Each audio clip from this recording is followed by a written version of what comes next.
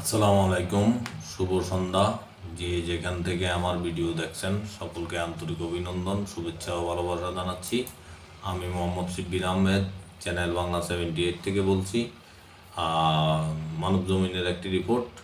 তথ্য ও সম্প্রচার মন্ত্রণালয়ের উপদেষ্টা হলেন মাহফুজ আলম। খবরে বলা হয়, অন্তর্বর্তী সরকারের তথ্য ও সম্প্রচার মন্ত্রণালয়ের উপদেষ্টার দায়িত্ব পেয়েছেন মোহাম্মদ মাহফুজ আলম।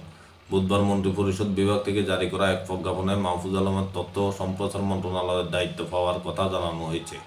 এর আগে মঙ্গলবার দুপুরের পর রাষ্ট্রীয় অতিথি ভবন যমুনায় গিয়ে প্রধান উপদেষ্টা অধ্যাপক মোহাম্মদ ইউনূসের কাছে পদত্যাগপত্র জমা দেন তথ্য ও সম্প্রচার মন্ত্রণালয়ের উপদেষ্টার দায়িত্বে থাকা নাহিদ ইসলাম।